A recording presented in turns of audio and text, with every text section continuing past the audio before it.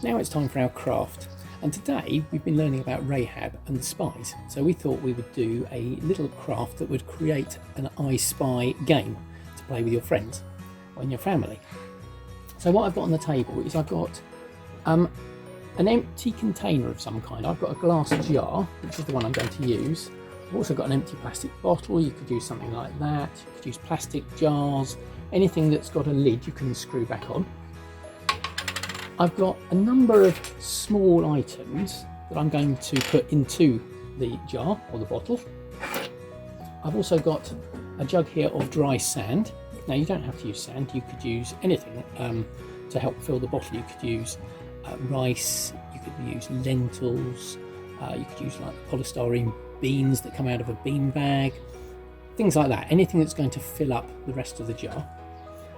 I've also made a little label which contains a list of all the items on the table there and that I'm going to put in the jar. And I've got a covering for the top of the bottle as well, or the jar as well, along with a little bit of glue. So the first thing I'm going to do is I'm going to take my jar and I'm going to stick my little label to it. If you remember, this is my list of all these items I've got on the table.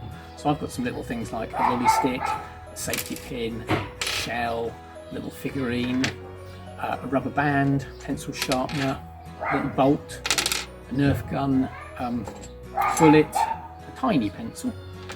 I've got a piece of red cord as well, just like in the story from Rahab and the Spies today. And various other little items. I've got 20 altogether. You can have more or you can have less, depends on the size of your jar or your bottle.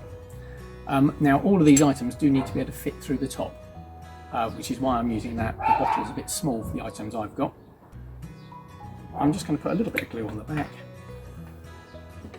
I'm going to stick that label to the outside of the jar. Now I don't want it to be too big because I need to be able to see inside the jar. So it'll just cover a little part of it, but that just means you can keep it and you can give it to other people to have a look at. So I'm now going to put all my items inside the jar.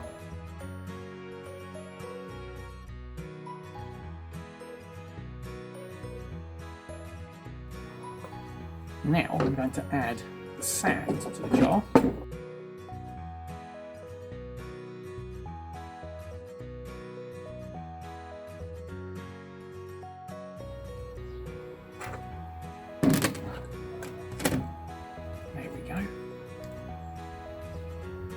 So I'm going to finish it off with a little cover on the top so it doesn't look quite so plain as a jam jar.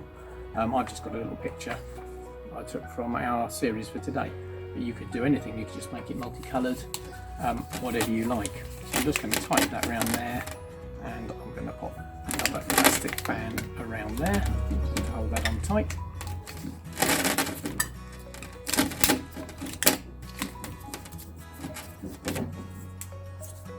There we go.